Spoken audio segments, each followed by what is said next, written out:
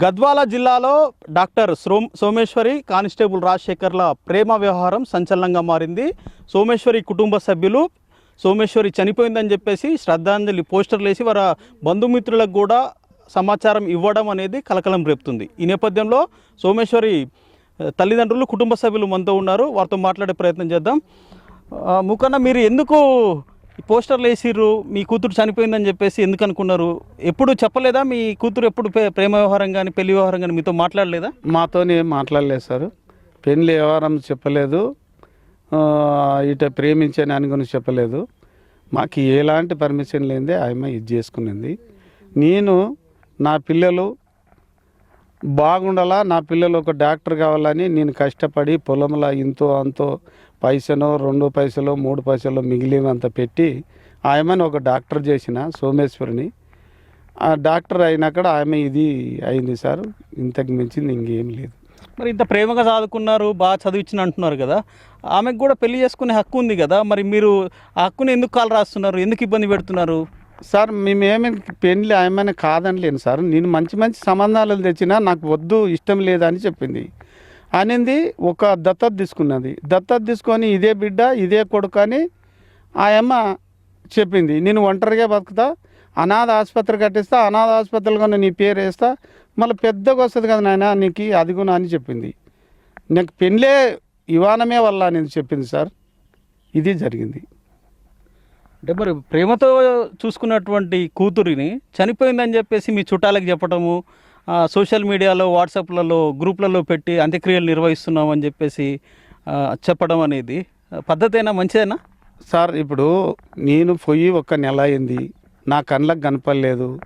మన కనపడని దానికి ఎక్కడ పోయింది నా బిడ్డ? మరి ఏడ ఉంది? ఇక్కడ ఉందే, హైదరాబాద్ ఉందే, బెంగళూరులో ఉందే, ఎక్కడ ఉన్నది అనేది మాకు కనపడలేదు.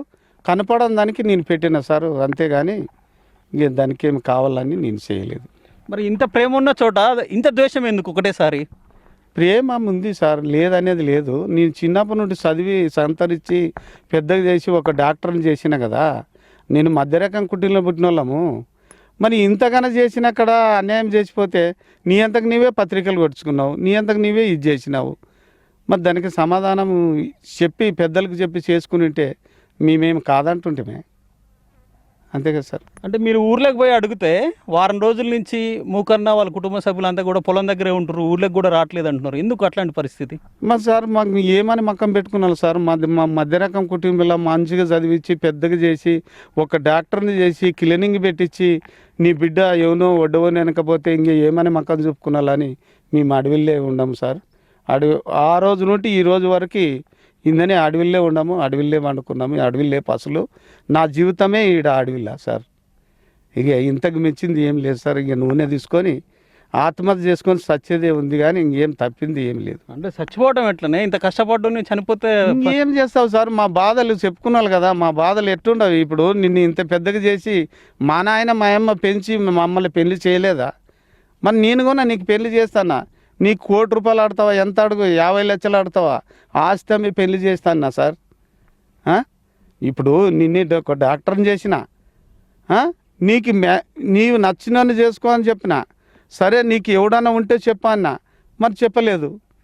మరి ఎవనో కానిస్టేబుల్ని చేసుకొని, రాజశేఖర్ అని కానిస్టేబుల్ని చేసుకొని మళ్ళీ మాకు ఎలాంటి పర్మిషన్ లేనట్టు ఆమె పత్రికలు కొట్టించుకొని ఇది చేసి వెళ్ళిపోయింది సార్. దానికి ఇంకేముంది సార్? మా పరిస్థితి ఏమి? మా మధ్యరకం కుటుంబాలు పుట్టిన వాళ్ళు, మా 5 మంది అన్నదమ్ములు. నేను వ్యవసాయం చేసుకొని బతికవన్నీ నిన్ను ఏలు ముద్ర కానీ నిన్ను ఇంత పెద్ద డాక్టర్ని చేసిన అక్కడ నీవు ఇట్ట అన్యాయం చేసిపోతే తల్లిదండ్రి మళ్ళీ నా కొడుకులు నీ బిడ్డ వడ్డవని వెనకపోయేదే, ఇంక నువ్వు నా ఇంట్లో ఉండొద్దని నన్ను బయటికి దొబ్బేసినారు. మరి నా పరిస్థితి ఇందే అడవిలో పడినా సార్. ఇంకేముంది? ఎప్పుడన్నా మీతో మాట్లాడిందమ్మా సోమేశ్వరి? మా తాను ఏం మాట్లాడతారు? మీరు అవసరమే లేదు మాకు అంటుంది, మీరు సంబంధం లేదంటుంది మమ్మల్ని. అంటే ఎప్పుడు ఈ మధ్య కాలంలోనా మొదటి నుంచి అట్లా మాట్లాడుతుంది, కానీ ఎప్పుడు అట్లా అయినప్పటి నుండి మాట్లాడతలేదు. మా తాన ఇడిచిపెట్టింది, మా తాన. మీరు సంబంధమే లేదు మాకు అంటుండది. నువ్వేం సంబంధం నన్ను మాట్లాడేందుకు అంటుంది. మాట్లాడితే కానీ ఫోన్ మాట్లాడితే కానీ అన్న మీరు చెప్పండి, మీరు కుటుంబ సభ్యులు, మీరు కూడా అన్న అవుతారు.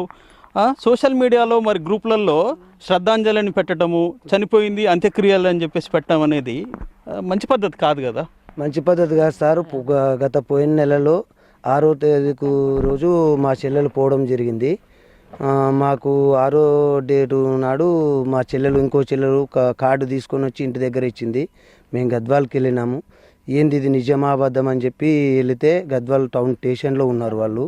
పోలీస్ స్టేషన్లో ఉంటే పోయి అడిగినాము, ఏందమ్మా ఒక్కరికి తల్లిదండ్రులకు చెప్పాలా, అన్నోళ్ళకి చెప్పాలా, చిన్నాన్నలకు చెప్పాలా, పెద్దనాన్నలకు చెప్పాలా, మీ ఇష్టానికి మీరు ఇట్లా చేసుకుంటే ఎట్లా అంటే, లేదన్నా మేము మేజరు, మేము ఎట్లయినా చేసుకోగలుగుతున్నాం అని చెప్పి మాట్లాడినరు.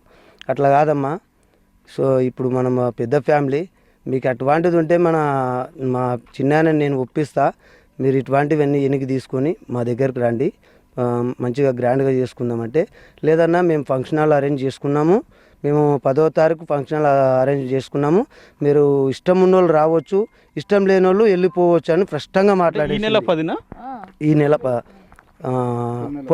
6వ నెల 10వ తారీఖే ఫంక్షన్ హాల్ బుక్ చేసుకున్నారు. ఆల్రెడీ చేసుకునిలే, బుక్ చేసుకున్నారు. మ్యారేజ్ చేసుకోవాలని పెట్టుకున్నారు. పెళ్ళి 10వ తారీఖే పెట్టుకున్నారు. పోయిన నెల 6వ నెల 10వ తారీఖు ఫంక్షన్ హాల్ బుక్ చేసుకున్నారు. మాకు 6వ తారీఖు రోజు కార్డు ఇవ్వడానికి వచ్చిండ్రు. కార్డు ఇస్తే మాకు సంచలనంగా ఒకటేసారి ఇది నిజమా అబద్ధం అని చెప్పి ఆమె ఉన్న చోటుకు పోయినాము. ఆమె ఒకటేసారి పోలీస్ స్టేషన్కి పోయి తోలుకుపోయి మమ్మల్ని అందరిని పెట్టించి మాట్లాడినాం. అట్లా కాదమ్మా, మేము తల్లిదండ్రులు అందరిని ఒప్పించి మంచిగా చేసుకుందాం అని చెప్పే క్రమంలో ఆమె మా 8వ తారీఖు రోజు మా అన్న కూతురు పెళ్ళి ఉంది, వివాహం ఉంటే, సరేలేమ్మా అన్న కూతురు పెళ్ళి ఉంది, పెళ్ళి అయిపోయినాక 9వ తారీఖు మాట్లాడదాము, 10వ తారీఖు మీరు పెళ్లి చేసుకుందరు అని చెప్పినాము. చెప్పే సంచలనంలోనే మేము పోయేపాటికి మరి ఇట్లా అంత్యక్రియలు చనిపోయింది అని చెప్పేసి ఎందుకు సోషల్ మీడియాలో పెట్టారు? ఎందుకు సోషల్ మీడియాలో పెట్టినామంటే మేము అడిగినాము, మీకు చేస్తామని చెప్పినాము. అయినా పోయిన నెల 6వ తారీఖు సంఘటన జరిగితే ఈ రోజు వరుసకు ఒక డిపార్ట్మెంటు కూడా మాకు ఎలాంటి ఇన్ఫామ్ ఇవ్వలేదు. మాకు ఎలాంటి స్పందన, బతుకుందా చనిపోయింది అనేది కూడా ఎలాంటి సంఘటన ఈ రోజు వరకు తెలియలేదు. మేము సోషల్ మీడియాలో ఒక అంత్యక్రియలని నిర్వహిస్తే నేను బతుకున్నా అని ఫోన్ చేస్తుందేమో అన్న ఒక ఉద్దేశంతో మేము సోషల్ మీడియాలో వైరల్ చేయడం వాస్తవం. సో మొత్తం మీద ఈ సోమేశ్వరికి సంబంధించినటువంటి తండ్రి కన్నీటి పర్యటన అవుతున్నారు. ముఖ్యంగా తాను బిడ్డని అల్లారు ముద్దుగా సాదుకున్నాము, డాక్టర్ చదివించాను, ఎప్పుడు పొలంలో ఉండేటువంటి నేను రూపాయి కూడబెట్టి తన కూతుర్ని డాక్టర్గా చూశాను, కానీ తనకు నచ్చినటువంటి భర్తను తెచ్చిస్తానని చెప్పినప్పటికి కూడా ఆమె వినకుండా తాను ప్రేమించినటువంటి వ్యక్తితో వెళ్ళిపోవడం బాధ కలిగించింది. అందుకే నేను మనస్తాపానికి గురయ్యాను. అందులో భాగంగానే ఆమె పెళ్లి కార్డుని పంపించడంతో ఆవేశంతో అంత్యక్రియలు శ్రద్ధాంజలి అని చెప్పేసి పోస్టర్లు పెట్టి బంధువులకు సమాచారం ఇచ్చానని చెప్పేసి ఆయన చెప్పుకొస్తున్నారు. ఇది సరైనది కాదు. నేను అల్లారు ముద్దుగా పెంచుకున్నాను, నా ప్రేమను గుర్తించలేదు, ఏ రోజు కూడా తన మనసుకి ఇబ్బంది కలిగేటువంటి పని చేయలేదు.